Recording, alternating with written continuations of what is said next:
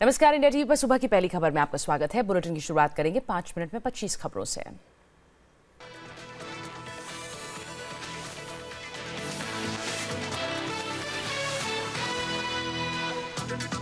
दिल्ली में आप विधायक अलका लांबा का high voltage drama. Chandni Chowk में लगी आग के बाद पहुंची अलका स्पेशल क्रेन और फायर ब्रिगेड की गाड़ी पर चढ़ी। आग बुझाने में देरी से नाराज लोगों ने की नारेबाजी। दिल्ली के चांदनी चौक इलाके में कपड़े की दुकान में लगी थी जबरदस्त आग। फायर ब्रिगेड की 35 गाड़ियों ने कड़ी मशक्कत के बाद आग पर काबू पाया। दिल्ली के बुराड़ी मर्डर केस में 2 नरकंकाल बरामद। प्रॉपर्टी डीलर ने बीएसपी नेता सहित 6 लोगों की हत्या की बात कबूली। आज मेरठ में होगी बाकी शवों की तलाश। 6 एकड़ जमीन के लिए वारदात, अब तक 4 गिरफ्तार। ब्रिटेन के मैनचेस्टर में कॉन्सर्ट के दौरान जबरदस्त बम विस्फोट। 20 लोगों के मारे जाने की खबर, 50 लोग घायल। धमाके के बाद मची अफरा तफरी। आप नेता संजय सिंह के पिया अजीत त्यागी पर छेड़छाड़ का आरोप। दिल्ली पुलिस ने दर्ज किया केस। आम आदमी पार्टी की महिला वर्कर ने ही लगाया आरोप। केजरीवाल के मंत्री सत्येंद्र जैन पर बड़ा खुलासा। जैन की कंपनी अकिंचन डेवलपर्स ने हवाले से कमाए 16 crore 54 lakh. Income disclosure scheme के तहत किया खुलासा। केजरीवाल के रिश्तेदार सुरेंद्र बंसल के घर एसीबी की रेड। लैंड डील मामले में जब्त किए जरूरी दस्तावेज। 3 एफआईआर दर्ज। कपिल मिश्रा ने लगाए हैं घोटाले के आरोप। कपिल मिश्रा आज टैंकर घोटाले में एसीबी को सौंपेंगे सबूत। केजरीवाल सरकार की मोहल्ला क्लिनिक में भी भ्रष्टाचार पर खुलासे का किया दावा। पीएम मोदी के गुजरात दौरे का आज दूसरा दिन। गांधीनगर में आज अफ्रीकन डेवलपमेंट बैंक के एनुअल समिट का करेंगे उद्घाटन। वित्त मंत्री जेटली भी रहेंगे मौजूद। दलित समुदाय के लोगों से मिलने आज सहारनपुर जाएंगी मायावती। जातीय हिंसा के बाद से दलितों के जलाए गए थे घर। भीम आर्मी ने दिल्ली में जंतर मंतर पर किया था विशाल प्रदर्शन। मन की बात के बाद अब जन की बात की तैयारी। सरकार के 3 साल पूरा होने पर पीएम लेंगे जनता की राय। साथ है विश्वास है, हो रहा विकास है का दिया नारा। 3 तलाक पर मुस्लिम पर्सनल लॉ बोर्ड ने सुप्रीम कोर्ट में दायर किया नया हलफनामा। ट्रिपल तलाक को माना शरीयत के खिलाफ। एक बार में 3 तलाक से बचने की जारी करेंगे एडवाइजरी। आईएएस अनुराग तिवारी मामले की जांच करेगी सीबीआई। कर्नाटक काडर के अनुराग की संदिग्ध परिस्थितियों में हुई थी मौत। अनुराग के परिवार वालों ने सीएम योगी आदित्यनाथ से की थी मुलाकात। परेश रावल के बाद सुब्रमण्यम स्वामी का अरुंधति रॉय पर निशाना। अरुंधति को बताया नक्सली, कहा कश्मीरी लड़के पैसे लेकर उन पर मारेंगे पत्थर। शत्रुघ्न सिन्हा और सुशील मोदी के बीच ट्विटर वॉर। शत्रुघ्न ने लालू और केजरीवाल के नाम पर कीचड़ उछालने का लगाया आरोप। सुशील ने लिखा गद्दारों को जल्द बाहर करो। पत्थरबाज को बोनेट से बांधने वाले सेना के अफसर को सम्मान। मेजर नितिन गोगोई सेना प्रमुख प्रशस्ति पत्र से सम्मानित। गोगोई ने पत्थरबाज को बोनेट से बांधकर पोलिंग पार्टी की बचाई थी जान। इंदौर में धर्म परिवर्तन का चौंकाने वाला मामला। 11 बच्चों को पुलिस ने छोड़ाया। 2 आरोपी गिरफ्तार। नागपुर में होना था धर्म परिवर्तन। मैनपुरी में भी दलितों पर दबंगों का कहर। खेत में काम न करने पर पिटाई के बाद घर में लगाई आग। कहा आरोपी गिरफ्तार नहीं हुए तो करेंगे पलायन। पाकिस्तान में गिरफ्तार भारतीय शेख नबी अहमद का सिमी से हो सकता है संबंध। एटीएस ने जताया शक। कर्नाटक के तुमकुरू जिले में कत्ल की कोशिश। सीसीटीवी में कैद। निजी विवाद में चाकू से किया हमला। अस्पताल में घायल शख्स की हालत गंभीर। यूपी के शाहजहांपुर से हैरान करने वाली तस्वीर। मजदूरी मांगने पर शख्स को गोदाम की नींव में जिंदा दफनाया। आरोपी ठेकेदार और मुनीम फरार। इंदौर में लड़की का चाकू से कूदकर हत्या। हत्या के बाद शव को जलाने की कोशिश। पड़ोसियों के बयान के आधार पर आरोपी की तलाश में जुटी पुलिस। एवरेस्ट फतेह के बाद से लापता भारतीय पर्वतारोही रवि कुमार की मौत। परिवार का रो रो कर बुरा हाल। परिवार ने भारत नेपाल सरकार से की रवि को तलाश करने की अपील। दिल्ली एनसीआर में बारिश के बाद तापमान में भारी गिरावट। 4 धाम यात्रियों के लिए अगले 24 घंटे में भारी बारिश का अलर्ट। शिमला में भारी बारिश के बाद लैंडस्लाइड से कई लोग बेघर। पहली तेजस एक्सप्रेस मुंबई से पहुंची गोवा। 200 किलोमीटर की रफ्तार से 8 घंटे में सफर पूरा। सुविधाओं से यात्री दिखे खुश।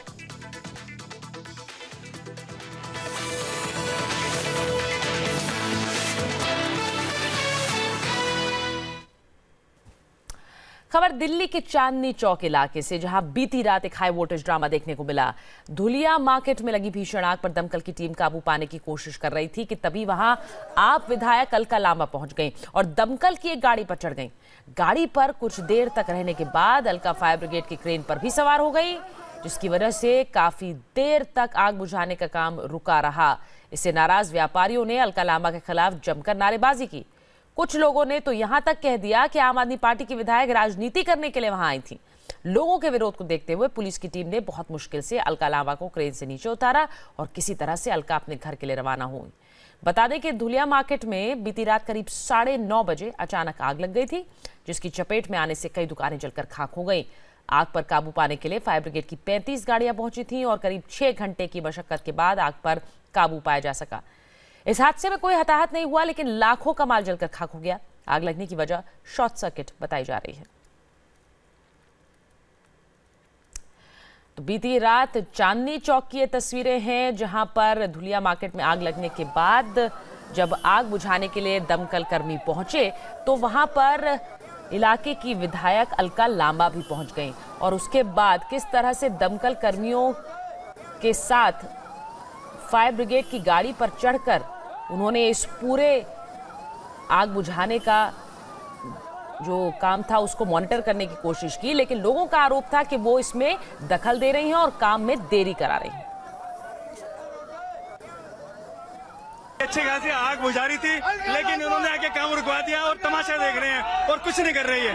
हम सब बर्बाद हो गए यहाँ पे। हम दुकान के अंदर आग लगी हुई है, ये फोटो शूट करवा रही है यहाँ पे। क्या मसला है इसका? यहाँ पे काम रुकवा दिया इन्हें। खामखा क्रेन रोकी भी है, आग जल रही है। क्या राजनीति की क्या वाला? आग लगी हुई है, अलका लांबा ऊपर चढ़ी हुई है। बताओ, मतलब फायर ब्रिगेड में जाने का क्या मतलब होता है? 1 घंटे होल्ड करवाने का मतलब क्या होता है? तो आप लोग उतरने के लिए नहीं बोला?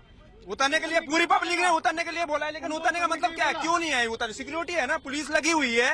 आप आओ नीचे, प्रॉपर बोल रहे हैं, आओ नीचे। आदमी कोई बोलेगा तो नहीं, कुछ झपटेगा तो नहीं आदमी कि तूने ऐसा क्यों किया। लेकिन ये बहुत गलत हुआ है, जो भी हुआ है बहुत गलत हुआ है। 1 घंटे का काम होल्ड करवाया है।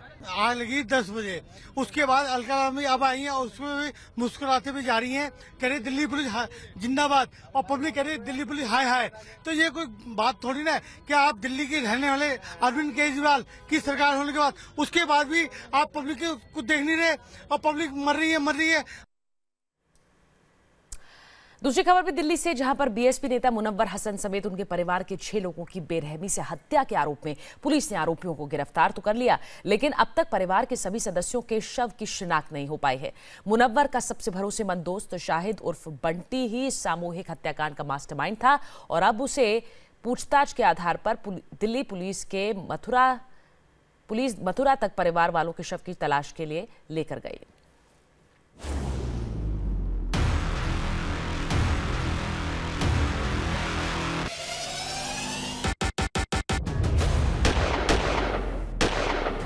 आधी रात को दिल्ली पुलिस पर्दे लगाकर कंकाल तलाश रही थी।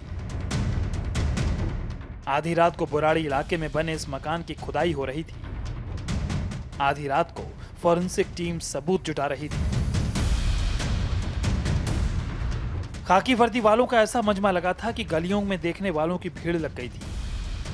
हैरान परेशान हो गए थे इलाके के लोग जब ये खबर फैली कि बीएसपी नेता चौधरी मुनव्वर हसन का कातिल कोई और नहीं बल्कि उनका दोस्त बंटी है।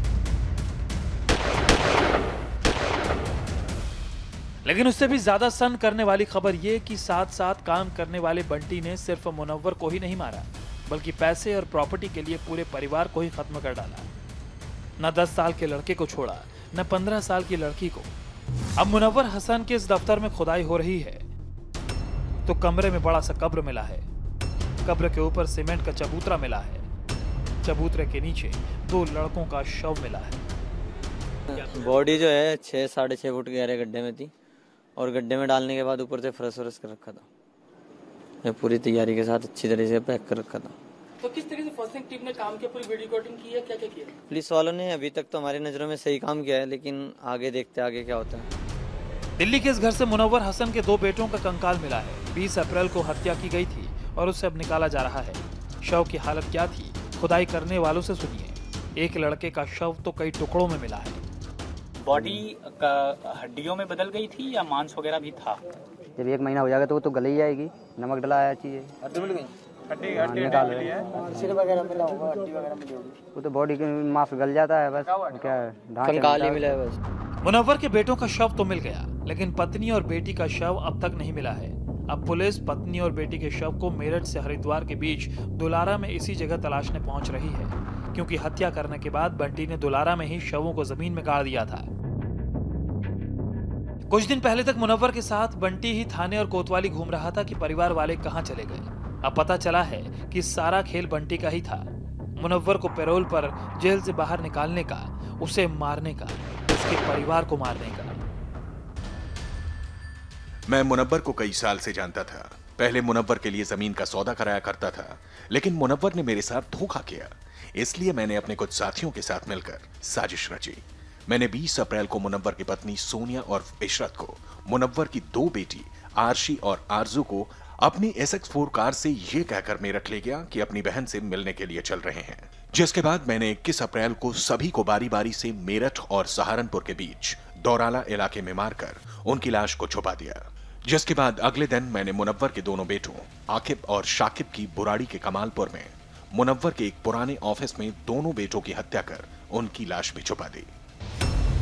बंटी यही समझता रहा कि वो कभी नहीं पकड़ा जाएगा, लेकिन उसकी सारी तिकड़मों को पुलिस ने अब खोल कर रख दिया है। कैसे उसने मुनव्वर को मारा, कैसे उसने मुनव्वर के परिवार को मारा। कातिल ने खुद को बचाने की कोशिश भी की, लेकिन वो कानून के हाथों से बच नहीं सका। प्रॉपर्टी और पैसों की चाहत से शुरू हुई दोस्ती में ऐसी दरार आई कि दोस्त तो दुश्मन बन गया। मुनव्वर से बंटी को इतनी नफरत हो गई कि उसने मुनव्वर के साथ साथ उसके पूरे परिवार को ही मार डाला। खबर कर्नाटक के तुमकुर जिले से, जहां एक दोस्त ही अपने दोस्त की जान लेने पर आमादा हो गया। बैंगलोर से सटे जिले में एक शख्स ने बीच सड़क अपने दोस्त पर चाकू से हमला किया। शख्स की ये करतूत CCTV में कैद हो गई।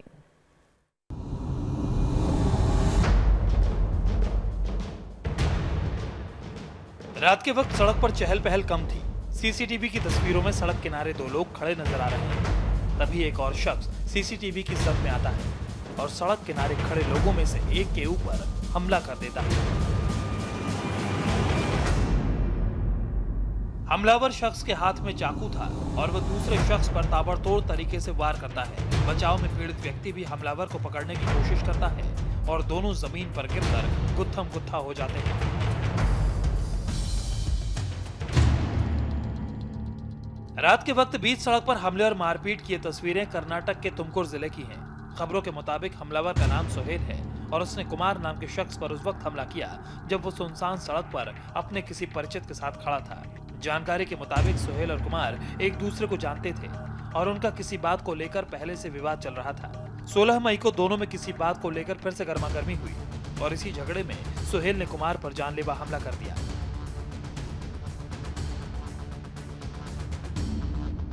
कुमार पर हमला होते ही कुछ दूर खड़े लोग दौड़कर मौके पर पहुंचे और सोहेल को रोकने की कोशिश करने लगे।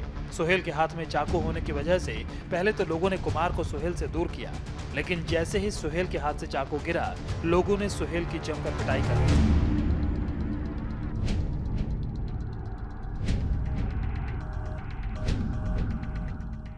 चाकू के वार लगने से कुमार घायल है और उसका अस्पताल में इलाज चल रहा है, लेकिन लोगों के पहुंचने के बावजूद हमलावर सोहेल मौके से भागने में कामयाब रहा।